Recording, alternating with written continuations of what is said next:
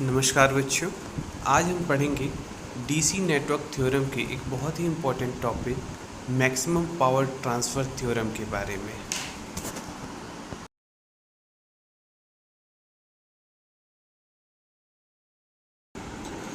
किसी DC network में maximum power load को तभी ट्रांसफ़र होगा जबकि सोर्स रेजिस्टेंस या थेवेनिन्स रेजिस्टेंस लोड रेजिस्टेंस के इक्वल हो जाए। डेफिनेशन के अनुसार जब RTH की वैल्यू RL के इक्वल हो जाएगी, यानी RTH जो है वो RL के इक्वल हो जाएगा, उसी स्थिति में हमारा सोर्स है उससे आउटपुट पर यानी लोड पर मैक्सिमम पावर ट्रांसफ़र होगा। ठीक है, अगर हम यहाँ मान ले लोड करंट IL है तो IL की वैल्यू क्या होगी? यहाँ IL की वैल्यू होगी VTH upon RTH plus RL। ठीक है, जो पावर डिलीवर्ड होगा लोड पर PL वो क्या होगा? PL की वैल्यू हो जाएगी IL स्क्वायर RL। हमको पता है पावर की वैल्यू होती है I स्क्वायर R, तो उससे हमने निकाला IL स्क्वायर RL। अब यहाँ से अगर हम IL की वैल्यू यहाँ पर पुट करें तब क्या होगा? तब PL की वैल्यू हो जाएगी VTH का square upon RTH plus RL का होल स्क्वायर। ठीक है, इंटू RL।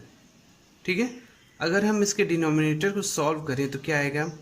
VTH का स्क्वायर अपॉन RTH का स्क्वायर प्लस RL का square plus 2RTH RL into RL। ठीक है, ऊपर RL है। अब देखिए, अगर हम RL को डिनोमिनेटर में लाएं तो क्या होगा? यहाँ RL का मल्टीप्लाई हो रहा है तो नीचे आएगा तो वो डिवाइड हो जाएगा। ठीक है, तो क्या होगा? VTH का स्क्वायर अपॉन RTH का स्क्वायर प्लस RL का square plus 2RTH RL upon RL। ठीक है, अब देखिए, अगर हम डिवाइड करेंगे इन सबको तो क्या आएगा? VTH का स्क्वायर ऊपर हो जाएगा, RTH का स्क्वायर को RL से करेंगे तो RTH का स्क्वायर RL प्लस RL का स्क्वायर RL से डिवाइड होगा तो RL प्लस यहाँ 2RTH RL है तो ये हो जाएगा 2RTH। ठीक है, ये हमारी वैल्यू आएगी power delivered to the load. ठीक है, यानी PL की वैल्यू क्या होगी? इतनी आएगी। अब देखिए, PL की वैल्यू मैक्सिमम कब होगी? जब हमारा डिनोमिनेटर जो होगा वो मिनिमम होगा। ठीक है, अगर मान लीजिए हमारा RL की वैल्यू हमको पता नहीं है किसके लिए ये मैक्सिमम हमारा power delivered to the load होगा, तो पहले मान लेते हैं कि वो मैक्सिमम तब डिलीवर होगा जब RL की वैल्यू 0 है। ठीक है, तो RL की वैल्यू 0 देख के हम क्या करते हैं? जब RL की वैल्यू अगर यहाँ पर 0 हो जाएगी तो क्या होगा? RTH का स्क्वायर अपॉन RL की वैल्यू इनफाइनाइट हो जाएगी, तो पूरा डिनोमिनेटर भी इनफाइनाइट हो जाएगा। तो VTH square divide by infinite क्या हो जाएगा? 0 हो जाएगा। अगर RL की वैल्यू 0 हो तो PL की वैल्यू 0 आएगी। अगर RL की वैल्यू इनफाइनाइट हो तब क्या होगा? अगर RL की वैल्यू इनफाइनाइट हो तो इसकी वैल्यू क्या होगी? इनफाइनाइट होगी। अगर RL की वैल्यू इनफाइनाइट यहाँ हो गई तो ये पूरा हमारा इनफाइनाइट हो जाएगा, और ये पूरा इनफाइनाइट हो गया तो VTH square divide by infinite, फिर से PL की वैल्यू 0 आ जाएगी। यानी कि जो हमारा RL की वैल्यू है वो ना 0 हो सकती है ना इनफाइनाइट हो सकती है, होगी इन्हीं दोनों के बीच में। ठीक है, अब क्या होगी ये तो हमको पता नहीं है। ठीक है, तो अब एक चीज़ बस हमको पता है कि PL की वैल्यू मैक्सिमम तभी होगी जब डिनोमिनेटर जो है वो क्या होगा? मिनिमम होगा। तो मान लेते हैं वो मिनिमम वैल्यू कोई n है। ठीक है, यानी कि n की वैल्यू क्या हो गई? RTH का स्क्वायर, ये डिनोमिनेटर ही है, ठीक है, मान लेते हैं इसकी वैल्यू कोई n है जिसके लिए हमारा PL क्या है, मैक्सिमम हमको मिल रहा है। ठीक है, तो मैथमेटिक्स में आपने पढ़ा है कि कोई भी वैल्यू मिनिमम होने के लिए कुछ कंडीशंस होती हैं। वो कंडीशन क्या है?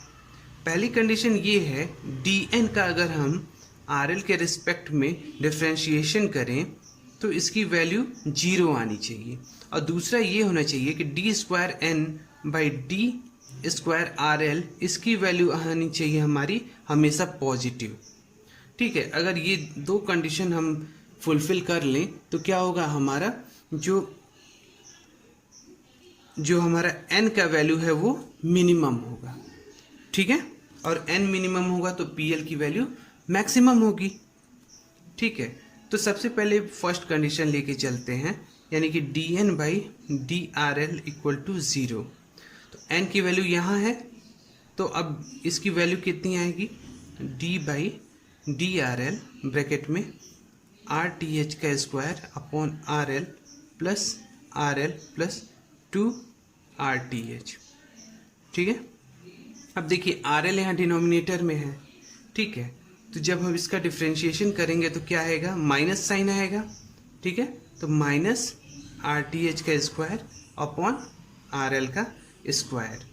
ठीक है, RL का डिफ्रेंशिएशन RL के रिस्पेक्ट में होगा तो वो 1 हो जाएगा, और 2RTH का होगा तो ये 0 हो जाएगा।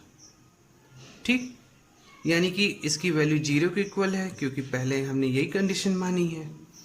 ठीक है, तो अगर हम यहाँ से हम देखें तो अगर हम इस वैल्यू को लेफ्ट हैंड साइड में रिप्लेस करें तो क्या आएगा, RTH²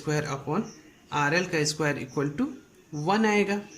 ठीक, अगर हम इसका स्क्वायर रूट कर लें तो क्या आएगा, स्क्वायर रूट करने पे RTH/RL = 1। ठीक है, यानी इसको कर्डी में अगर लें तो क्या आएगा, RTH/RL = 1। यहाँ से हमको पता चल गया कि RL की वैल्यू जो होगी वो RTH के इक्वल होगी। ठीक है, यानी RL = RTH होने पर n की वैल्यू मिनिमम होगी, और n की वैल्यू मिनिमम होने पे PL की वैल्यू मैक्सिमम होगी। ठीक है, एक चीज़ तो हमको पता चल गई कि RL की वैल्यू RTH होगी, पर ये सही है कि नहीं, इसके लिए हमको दूसरी कंडीशन फुलफिल करनी पड़ेगी। ठीक है, तो d/dRL की वैल्यू आई है हमारी, हमने यहाँ सॉल्व किया है, d/dRL इसकी वैल्यू आई है हमारी -RTH² + 1। यहाँ से हमने इसको निकाल लिया। अब इसका दोबारा डिफरेंशिएशन करेंगे तो क्या आएगा, n का है, सॉरी, d²n/d²RL =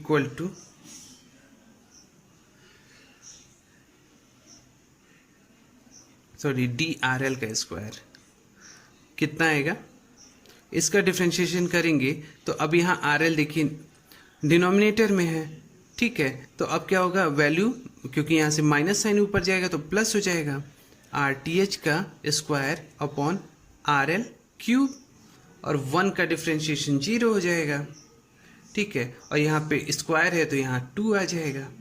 ठीक है, तो यानी कि d²n/dRL का जो स्क्वायर है वो कितना होना चाहिए, +2RTH²/RL3। अब ये देख रहे हैं कि इसकी वैल्यू हमारी कितनी आई है, पॉजिटिव आई है, निगेटिव तो आई नहीं है, यानी कि सेकंड जो हमारी कंडीशन है वो भी फुलफिल हो गई।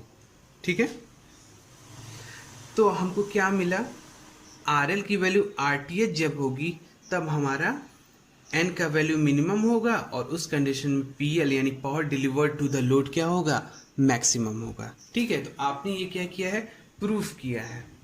ये है क्या एक्चुअली, हमारा मैक्सिमम पावर ट्रांसफर थ्योरम है उसका प्रूफ है। ठीक है, तो एग्जाम पॉइंट ऑफ व्यू से वो बहुत इंपॉर्टेंट है। इसमें क्या पूछता है, बेसिकली डेफिनेशन आपसे पूछता है, और डेफिनेशन के बाद आपसे पूछता है कि इसको कैसे सॉल्व करेंगे, यानी कि इसका जो प्रूफ है वो आप बताइए। तो ये आपको पूरा डेरिवेशन करना पड़ेगा। ठीक है, एक न्यूमेरिकल प्रॉब्लम हम ले लेते हैं कि इसमें क्वेश्चन को सॉल्व कैसे करते हैं। ठीक है, सबसे पहले मान लेते हैं एक सिंपल क्वेश्चन। एक 20 वोल्ट का सोर्स है, 10 ओम का रेजिस्टेंस है, 10 ओम का रेजिस्टेंस है, एक 10 ओम का रेजिस्टेंस है, एक RL लोड रेजिस्टेंस लगा हुआ है। ठीक है, अब आपसे ये पूछा है कि RL पर मैक्सिमम पावर किस कंडीशन में ट्रांसफर होगी। ठीक है, तो हमको क्या करना पड़ेगा, RL को छोड़ के जो बाकी हमारा सर्किट है, ठीक है, उसका हमको क्या करना पड़ेगा, इक्विवेलेंट रेजिस्टेंस निकालना पड़ेगा। ठीक है, अगर हम इसका इक्विवेलेंट रेजिस्टेंस निकाल लें तो हमको पता चल जाएगा कि हमारा VTH कितना है और RTH कितना है। ठीक है, देखिए ये जो हमने डेरिवेशन पूरा किया था, इसमें पावर कितना एक्चुअल होना चाहिए वो तो हमने पुट ही नहीं किया है। तो हम क्या करेंगे, PL की वैल्यू जो है वो कितनी आएगी वो भी कैलकुलेट कर लीजिए। हमको क्या करना है, RTH और RL की वैल्यू सेम रखनी है। ठीक है, तो यहाँ से आएगा VTH का square upon RTH plus RTH को RL लिखना है। ठीक है, तो इसको RL कर लीजिए, ये भी RL हो गया, स्क्वायर इंटू RL। ठीक है, तो अब क्या आएगा,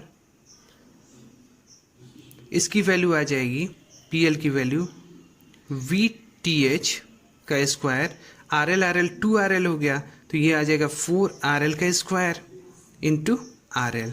ठीक है, RL से इसका स्क्वायर कट जाएगा, यानी PL की वैल्यू हो गई VTH का स्क्वायर अपॉन 4RL।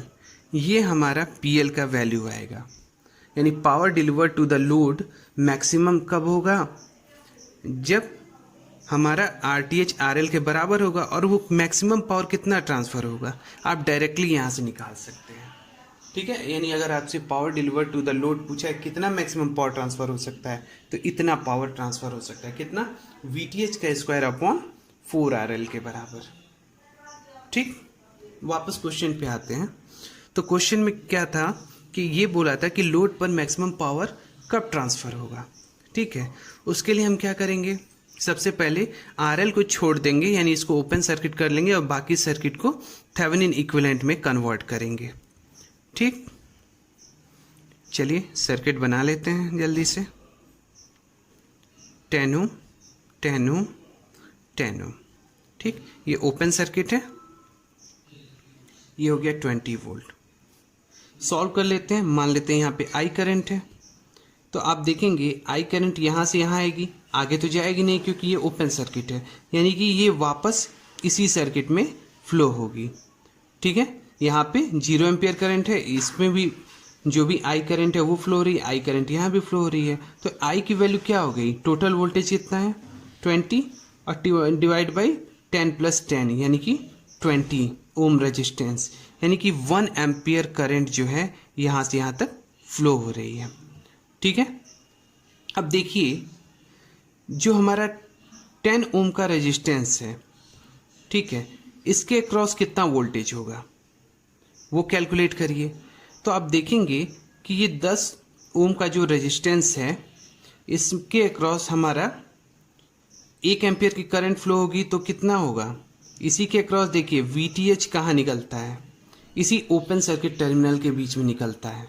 ठीक है, क्योंकि यहाँ पे कोई रेजिस्टेंस कोई करंट फ्लो नहीं हो रही है, तो यहाँ तो वोल्टेज ड्रॉप 0 ही होगा, क्योंकि 10 ओम में अगर 0 को मल्टीप्लाई करेंगे 0 होगा, यानी VTH सीधे इक्वल होगी ये जो 10 ओम का रेजिस्टेंस है उसके अक्रॉस कितना हमारा वोल्टेज ड्रॉप हो रहा है।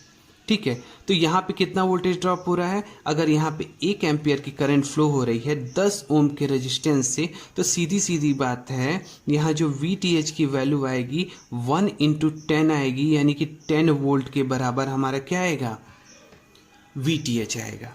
ठीक है, अब RTH कैलकुलेट करने के लिए हमको क्या करना पड़ेगा, जो भी हमारा वोल्टेज सोर्स है उसको शॉर्ट सर्किट से रिप्लेस करना पड़ेगा।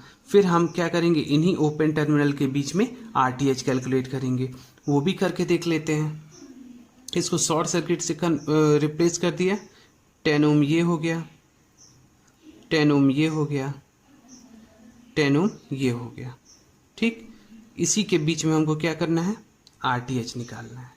तो आप देखेंगे इसका पहला टर्मिनल और इसका पहला टर्मिनल एक पॉइंट पे है, इसका दूसरा टर्मिनल यहाँ पर आया है, इसका दूसरा टर्मिनल यहाँ आया है, यानी ये दोनों आपस में पैरेलल में है। तो 10 ओम और 10 ओम का पैरेलल कितना होता है, 10 × 10 अपॉन 10 + 10 यानी कि 5 ओम। ठीक है, अब इसको बना सकते हैं आराम से। ये 5 ओम का रेजिस्टेंस हो गया और ये 10 ओम का रेजिस्टेंस हो गया, ये हो गया RTH। इसको सॉल्व करेंगे तो आप देखेंगे ये सीरीज में कनेक्टेड हैं, 10 ओम और 5 ओम, यानी RTH की वैल्यू हो गई 15 ओम। ठीक है, RTH की वैल्यू 15 ओम हो गई। ठीक, अगर हम इसी को सॉल्व करें, इक्विवेलेंट सर्किट बनाएं, तो यहाँ पे VTH आएगा, VTH की वैल्यू हो गई हमारी 10 वोल्ट, यहाँ RTH आएगा, RTH की वैल्यू हो गई हमारी 15 ओम।